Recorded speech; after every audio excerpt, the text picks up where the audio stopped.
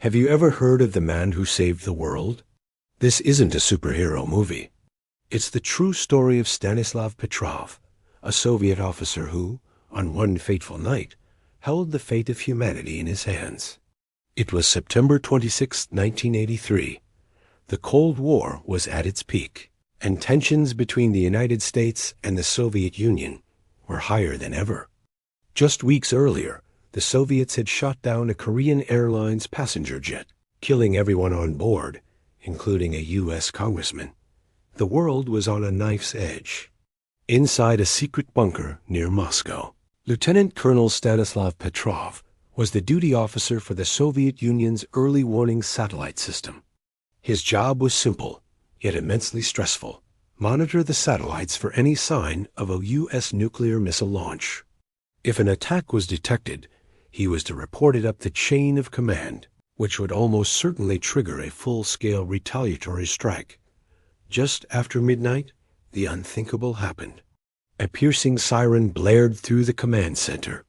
A giant red screen flashed the word launch. The system was reporting that a single nuclear missile had been launched from the United States and was heading toward the Soviet Union. Imagine the pressure. Every protocol, every drill Petrov had ever practiced, told him to report the launch immediately. But something felt wrong. He knew that a first strike from the U.S. would be massive, involving hundreds, if not thousands, of missiles to overwhelm Soviet defenses. Why just one? His gut told him it was a system malfunction. It was a 50-50th guess, with the end of the world as the stakes.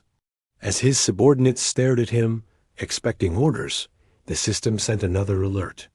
A second missile was detected. Then a third, a fourth, and a fifth. Now the screen read, "Missile strike."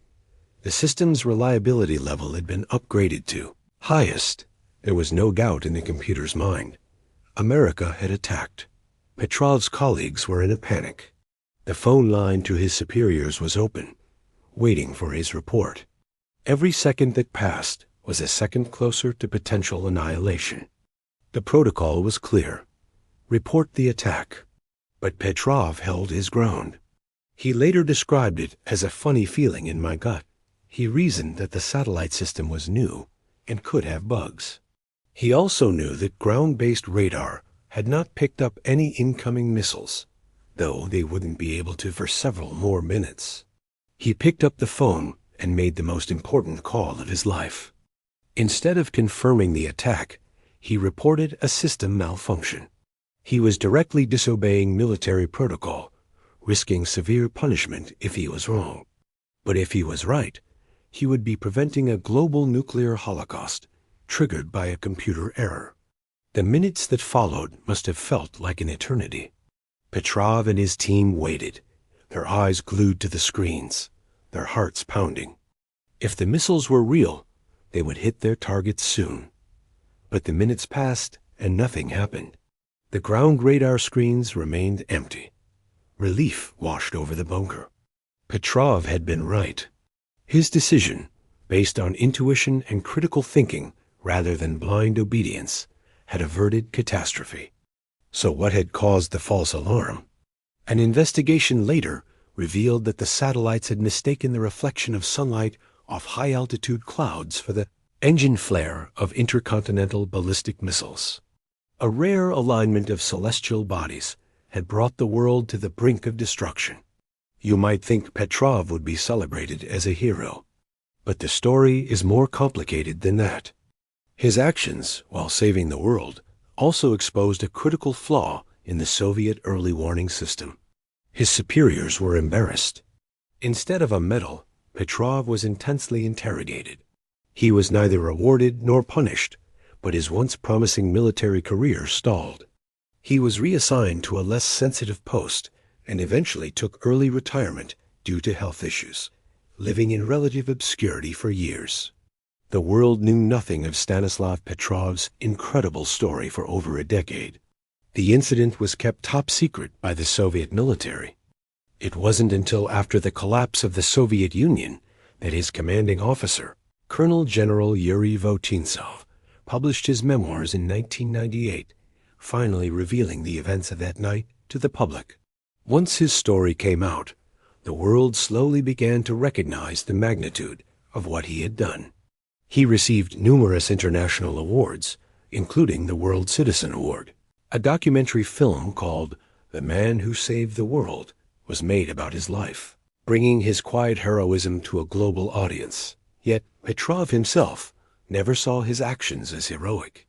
He was a humble man who lived in a small, run-down apartment on the outskirts of Moscow. When asked about that night, he would often say, "I was just doing my job. I was the right person at the right time in the right place. That's all." He insisted that any other competent officer in his position would have done the same. But many of his colleagues disagreed, stating that they would have followed protocol and reported the attack. Stanislav Petrov's story is a powerful reminder of the fragility of our world and the immense danger of nuclear weapons. It highlights how human judgment, intuition, and a willingness to question authority can be the last line of defense against automated systems of destruction. It's a story of one man's courage under unimaginable pressure, a man who refused to be a cog in a machine that was leading the world to doomsday. He passed away in 2017, but his legacy is more important now than ever. In a world still filled with nuclear arsenals and increasing geopolitical tensions, his story teaches us a vital lesson.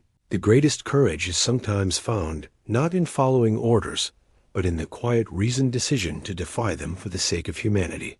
He truly was the man who saved the world, and we should never forget his name. Thank you for watching. If you found this story as incredible as I did, please like this video, subscribe for more content, and share this piece of history with others. See you next time.